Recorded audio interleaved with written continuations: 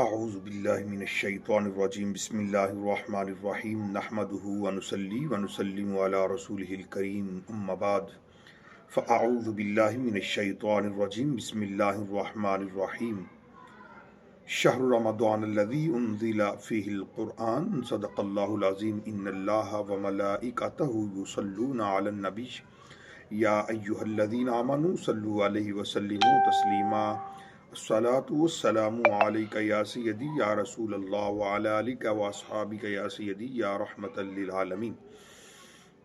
اللہ تعالیٰ کی حمد و ثنا سرکار دو عالم نور مجسم رحمت دو عالم صلی اللہ علیہ وسلم کی پاک بارگاہ میں ہدیہ درود و سلام پیش کرنے کے بعد، معزز ناظرین و سامعین، السلام علیکم ورحمۃ اللہ وبرکاتہ۔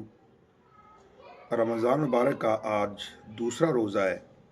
اللہ تعالی ہمیں اسی طرح سارے ہی رمضان مبارک کے روزے رکھنے کی توفیق عطا فرمائے، اور اللہ تعالی ہمیں زیادہ سے زیادہ ذکر فکر کرنے کی بھی توفیق عطا فرمائے۔ تو رمضان مبارک کے فضائل کے متعلق ہماری گفتگو جاری تھی، اسی سلسلے کو آگے شروع کرتے ہیں کہ جب ہماری زندگی میں رمضان شریف آتا ہے تو ہم کیا کیا بہانے بناتے ہیں کہ تراویح لمبی بڑی ہوتی ہے، علماء جناب لمبے لمبے رکعات پڑھاتے ہیں، ہم سے کھڑا نہیں ہو جاتا، ہماری کمر میں درد ہو جاتا ہے، ہمارے طرح طرح کے بہانے ہیں۔ آئیں حضور صلی اللہ علیہ وسلم کے زمانے کی بات کرتے ہیں۔ حضور نبی کریم صلی اللہ علیہ وسلم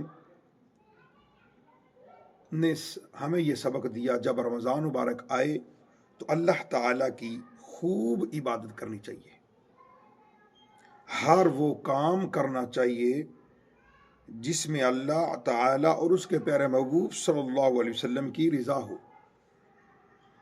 اگر اس پاکیزہ مہینے میں بھی کوئی اپنی بخشش نہ کروا سکا تو پھر وہ کب کرائے گا؟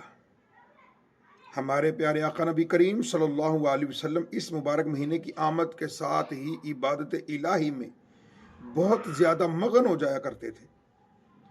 ام المومنین حضرت عائشہ صدیقہ رضی اللہ تعالی عنہ فرماتی ہیں کہ جب ماہ رمضان آتا تو میرے سرتاج صاحب معراج صلی اللہ علیہ وسلم اللہ تعالیٰ کی عبادت کے لیے کمر بستہ ہو جاتے اور سارا مہینہ اپنے بستر منور پر تشریف نہ لاتے۔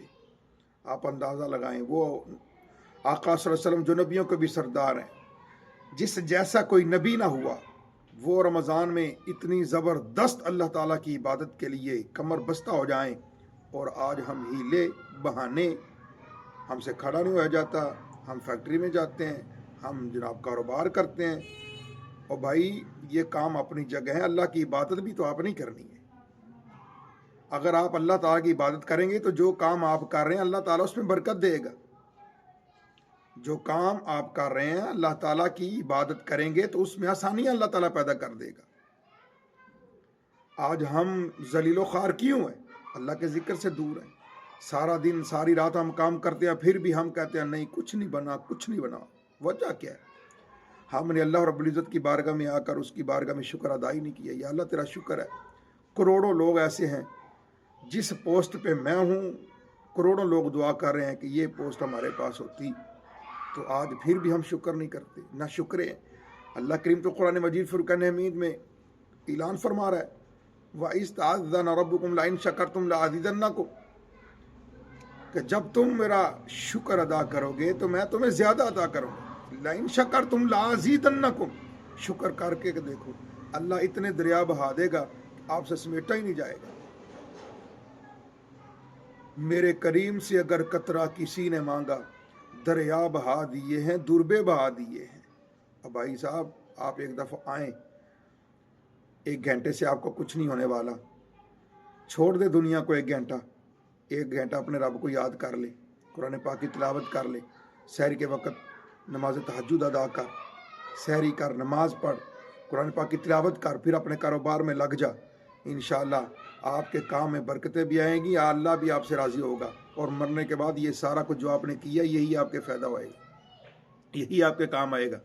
آپ کیا چاہتے ہیں آپ کے مرنے کے بعد لوگ آپ کی قبروں میں پھول چڑھانے آئیں گے؟ آپ کتنی کی لوگوں کی قبروں پہ جا کر پھول چڑھاتے ہیں؟ اپنے والدین کی قبر پہ آپ کتنی دفعہ جاتے ہیں روزانہ؟ عید کی عید शब रात पे, मेराज पे, वो भी अगर याद आ जाए तो। और कुछ तो नालायक ऐसे भी हैं जिनको आज तक ये भी नहीं पता हमारी माँ की कब्र कहाँ है। तो लिहाजा अल्लाह रब्बुल इज्जत से डरें, अपनी आखिरत तबाह ना करें, दुनिया की लगन में अपनी आखिरत को बर्बाद ना करें। अल्लाह करीम बड़ा गफूर रहीम है, अभी हमारे पास वक़्त है, आप भी उसके दर पे आ जाएं, बस हमारे आने की देर है, उसके माफ़ करने की देर नहीं है। तो लिहाजा रमज़ान मुबारक अपनी मंजिल की तरफ रवाना हुआ है। आज दूसरा रोज़ा है, वो भी अभी गुजरने वाला है। फिर आज तीसरी जो है तरावीह पढ़ी जाएगी। तो तमाम हजरात से अपील है कि आप आखिरत की तैयारी करें और अपने घर वालों को भी इस तरफ लगाएं, वो भी ज़्यादा से ज़्यादा नेकियां करें, अपने बच्चों को इस तरफ लगाएं। आओ बेटा कुरान पाक की तिलावत करने चलते हैं, आओ नमाज़ पढ़ने चलते हैं, आओ नमाज तरावीह पढ़ने चलते हैं। जब आप अपने बच्चों को इस तरह की तरबियत देंगे, आपके मरने के बाद वो कभी नमाज नहीं छोड़ेंगे। वो जब नमाज पढ़ेंगे तो वो दुआ करेंगे, रब्बी जअलनी मुक़ीमस्सलाति व मिन ज़ुर्रिय्यती रब्बना व तक़ब्बल दुआ रब्बना ग़फ़िर ली व लिवालिदैया। वो नमाज में कहेंगे इलाही हमें बख्श दे, हमारे वालिदैन को बख्श दे। ये तब होगा जब आप इनको लगाएंगे, खुद भी नमाज पढ़ें और अपने बच्चों को भी इस तरफ लगाएं। अल्लाह ताला हमें दोनों जहां की खुशियां अता फरमाए।